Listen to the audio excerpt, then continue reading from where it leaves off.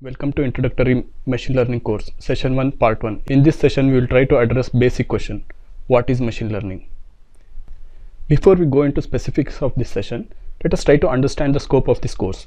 This course is an introduction to machine learning, so we do not assume that you have any prior experience or knowledge in machine learning. However, it would be very beneficial, though not necessary, if you have some programming experience and some exposure to statistics and matrix algebra. We will be using statistical language R throughout this course, which is slightly different from other computer languages like Java or C. First, we'll try to make you familiar with the idea of machine learning. Then we'll try to get familiar with some mathematical concepts that are important for machine learning in detail. We may not be using all the mathematical concepts in this particular course, but if you wish to pursue advanced machine learning, these concepts will be beneficial.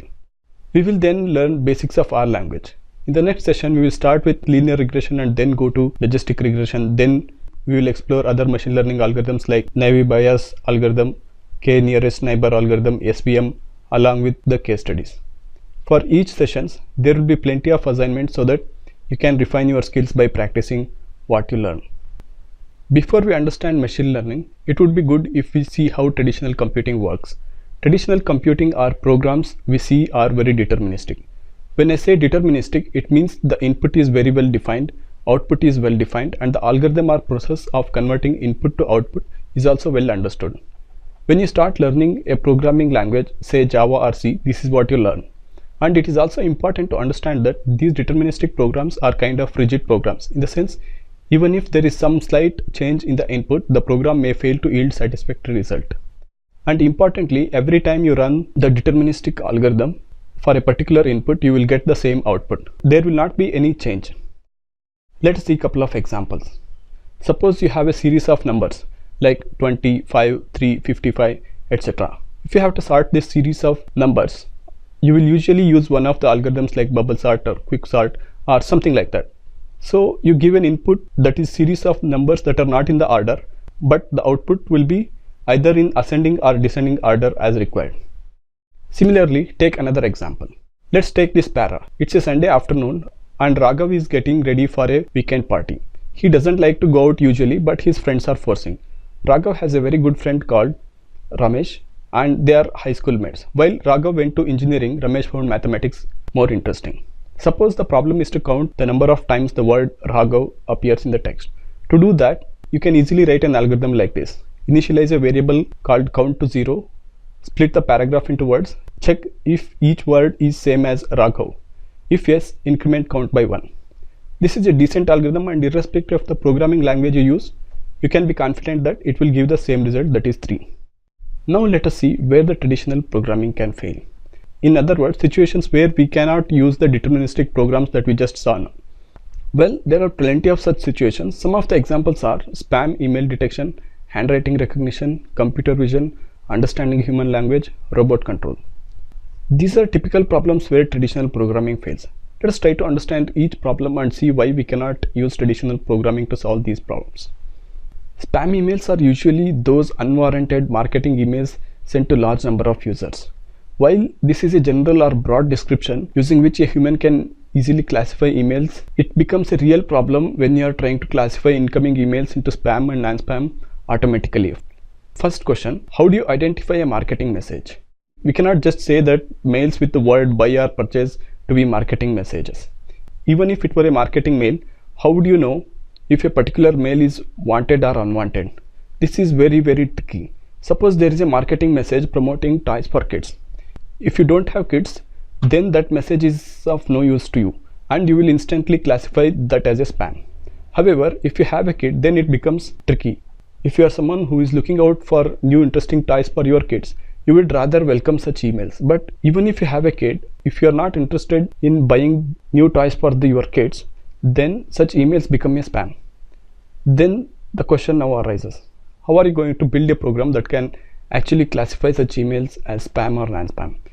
Clearly, you can't just write a traditional program imagining all possible conditions and situations.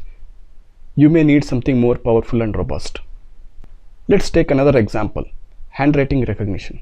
This is another classic example where traditional programming ideas will simply fail. Everyone has their own way of writing. It is not possible to anticipate all these writing styles and write strict rules for identifying different alphabets. So we need an algorithm that's flexible enough to accommodate different styles of writing, yet precise enough to identify alphabets or numbers like a human. Computer vision is another area of computer science. Problems are very similar to that faced in handwriting recognition, but more complex and involved. Computer vision deals with the multidimensional data and is complicated by the fact that objects in the real world exist in different shapes, size, orientation, and background. Here again, you can't just write rules for identifying all the objects in the real world in different orientations, different backgrounds, etc. Just not possible. Understanding human language. It's still another important problem these days. You might be wondering, well, why do computers need to understand human language after all? It is needed for the simple reason that amount of data generated, particularly text data, is so huge that it's almost impossible for any one person or a group of people to sit and understand and make use of that data. And when we say understanding of human language, it can get really tricky, as we may have to define what is understanding. Without going into details, let's see if we can expect a machine to do this particular task. Suppose you have a book on Sachin. There are lots of incidents described, but can you write a program that can extract a random information from the book to question that's formed in a human language, like when and where Sachin hit his first century in one day international?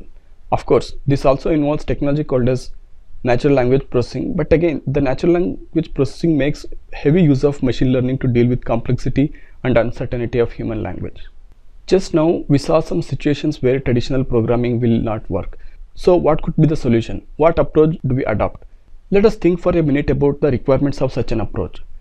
It should acknowledge inability to write precise rules to solve a particular problem or to do a particular task. It should accommodate possible variations or noise in the input data. It should be able to handle fairly complex problems. It is okay to get approximately good results on an average. It should be able to learn on its own. If you remember the tasks we listed before, which can't be done by precise tools like handwriting recognition, spam email detection, etc. So these are the kinds of jobs humans can easily do. So how we do without being programmed? Well, we humans can do amazingly complex tasks by learning the things instead of being programmed. We humans start learning from day one. Have you ever wondered why parents are particularly careful of their behavior in front of young children? That's because children imitate their parents or whatever they see in their surrounding. There is a strong reason for it, that is, children learn by imitation, and this learning is different from computer programming. We also undergo a formal training or education like in school or college. Now let us see a very specific and interesting example. Here we will see how we learned cycling when we were young and how is it related to machine learning. Let us remember how we learned cycling. Most of us didn't read any books, nor we learned Newton's laws of motion. We observed how others were doing and we started with the help of a family member or a friend. We gradually learned how to control handle, how much pressure to apply, how fast to pedal, etc. by trial and error. We applied some force and saw what was the reaction. In other words, we gave some input and we saw what was the output. Then there were some tests when our friend pushed us and we were free. If we had learned our lessons properly, we would ride safely, otherwise we would stop or fall down, which meant we needed some more practice. Machine learning is very similar to this. There are some inputs and there are some corresponding outputs. We don't have to know the rules that produce these outputs. All we need to do is to create a program that can approximate a function that can produce outputs given some inputs. And generally, as we give more example inputs, our approximate function becomes more and more accurate. This is the core idea of machine learning. So the basic idea of machine learning is that machines or computers can be programmed to learn. This is different from regular programming. Here, instead of providing the rules for obtaining output from input, we are providing lots of examples. This particular process is called as training. Just like humans can understand new concepts easily with the help of examples, machines also need some examples to learn. And machine learning is not a hypothetical technology. Machine learning is a reality today. We are using it almost every day. Some of the common examples of machine learning usages are separating spam emails from non-spam, online banking security system, recommendation systems that suggest products to buy in an online commerce site, etc. You should always remember one important fact about such machine learning algorithms. Usually they are not 100% accurate because they are statistical in nature. It is not without reason that it is called statistical learning. The output of such statistical learning or machine learning is a model that approximates a phenomena or a function, and we use this model for prediction or doing some task. And there will always be a parameter that represents accuracy of a model. It is very important to understand this. That is, whenever you build a machine learning model, you should know what is the accuracy and where it works well. You should never ever blindly trust a model without proper testing. Now that we have an idea of what machine learning means, let's go a little deeper and try to see what are the different kinds of machine learning.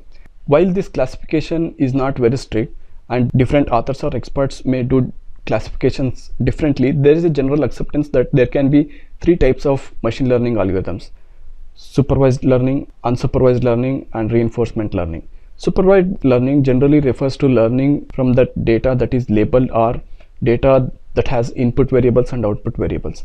Unsupervised learning refers to data that is not labeled, that is, learning that happens when our data is not labeled. Reinforcement learning refers to learning to achieve a particular goal, like driving of a vehicle or winning a particular game. You might be thinking, what is this labeled data or unlabeled data? We will get to that in a second. Data is central to machine learning algorithms. In fact, without data there is no machine learning. So why is that? How exactly machine learning is related to data? As mentioned earlier, machine learning is a process of learning from examples. And how do we feed these examples to the algorithm? Through data, yes. And can we use any type of data? Well, it depends, but usually for machine learning, data is in the tabular form. We will have one or more variables and we will record a number of observations. Each observation is put into one row. Let's take an example here. So this is a data for crop yield. Suppose you are studying crop yield and you believe crop yield depends on rainfall and temperature. Then you collect the data and store that data in a table like this. This represents a typical data set that we will use in regression. Regression is basically about predicting a number from given inputs. The machine learning problem for this data set would be like this. Given a set of temperature and rainfall, can we predict the crop yield? Let's take a slightly different example. Suppose you don't want to predict a number, but you just want to know if the crop yield will be high or low. We can consider high or low as labels that we attach to each observation or each row. We call such a data set labeled data set. Sometimes we can get these labels naturally while generating the data, but other times somebody has to sit and attach label to each row, and thus the labeled data may become costly sometimes. Machine learning problem for such type of data would be usually like this. Given temperature and rainfall, can we predict if the crop yield will be low or high? Please note an important point here. When we say labeled data, we mean that there are two types of variables, that is input variables and output variables. In other words, we can predict output variables given input variables. As we will learn soon, in supervised machine learning algorithms, we will be using labeled data. There are some types of data which just record some specific observations. Here we cannot or need not identify input and output variables. Here is an example for unlabeled data. Here we have age, gender, income and location of some people. While labeled data had input and output variables, data here does not have any input or output variables.